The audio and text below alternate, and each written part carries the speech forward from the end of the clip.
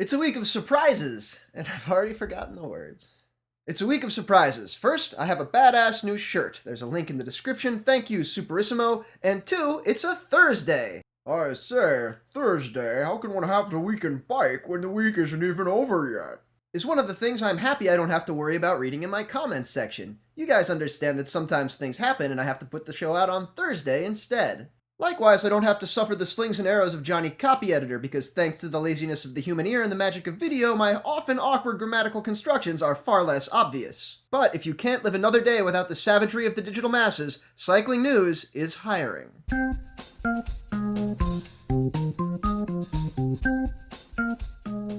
In fact, I've already sent in my own application, and my examples for write and edit all headlines for maximum click potential are pretty strong. Omega Pharma Quick Steps Mark Cavendish likes the roads in Tirreno Adriatico. Boom! Trader Cavendish brags about his place in Tuscany. Garmin's Dan Martin starting his race program unusually late in the year. More like Liège-Bastogne Liège, Martin off the back in race prep. I'm particularly happy about that subheader. Turns out you can say pretty much anything you want as long as you put a question mark at the end of it.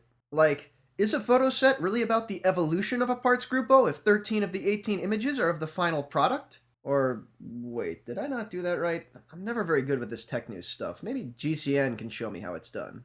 We've got the silver writing with the Italian flag and the checkered flag too, which probably harks back to Campagnol's Italian and racing heritage. Does that really need to be spelled out? I think I'm just going to stick to bike racing. I'll just assume you saw how the race was won on Strada Bianca. The follow-up race, last Sunday's Roma Maxima, saw hilariously narrow roads, Alejandro Valverde somehow managing to hold off the entire field, and Katusha's Luca Paolini making fun of his friend Lampre's Filippo Pizzato for his premature celebration last year. It's just the latest installment of this season's hit sitcom, Luca and Pippo Are Bros. Mirsamad Porce-Digalahor managed to hold on to his win in the Tour of Genting Highlands and 9 auxiliary sprint stages, while even further east, the still-in-progress Tour of Taiwan brought such oddities as rainy cobblestone crits and airport runway finishes. Cannondale's Cameron Worth has thrown together some great from-the-pack race reports, while teammate Ted King has covered pretty much everything else, including toilets. Links are in the description. The women's peloton is racing in the Vuelta San Salvador this weekend, though I haven't seen too much of it outside of Heidi Swift's takeover of Peloton magazine's Instagram account. But the UCI has promised to broadcast this season's entire Women's World Cup, starting with this weekend's Boels Rentals Ronde van Drenthe.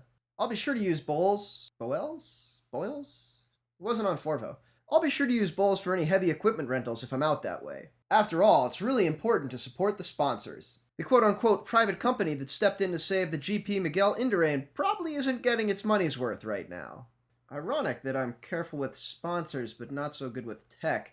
It's almost like I don't understand the distinction between... Brad Wiggins continued his highly enigmatic approach to Paris-Roubaix preparation with a late scratch in Strada Bianca. DNS fever seems to be catching at Team Sky as Wiggins' teammate Chris Froome is sitting out Tirreno Adriatico with a sore back. Froome's absence has kicked off some ancillary drama as it prompted Richie Porte to fill his space, thus robbing Tour de France organizer ASO of their reigning champion at Paris-Nice. For once in my life, I find myself sympathizing with the sport's richest and therefore evilest organizing organization.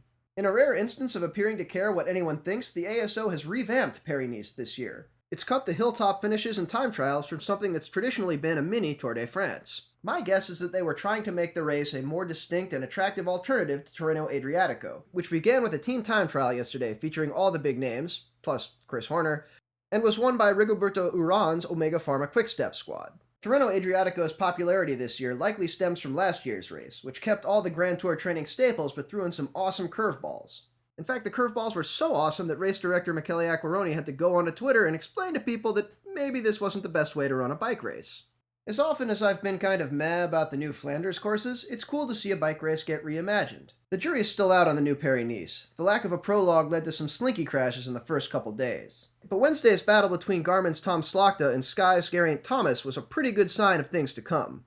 And hopefully the Sky Rider in yellow was something of a salve for the ASO's ego.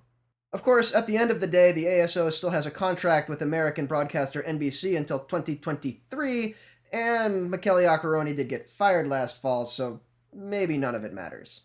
I'm Cosmo Catalano, and that was most of The Week in Bike.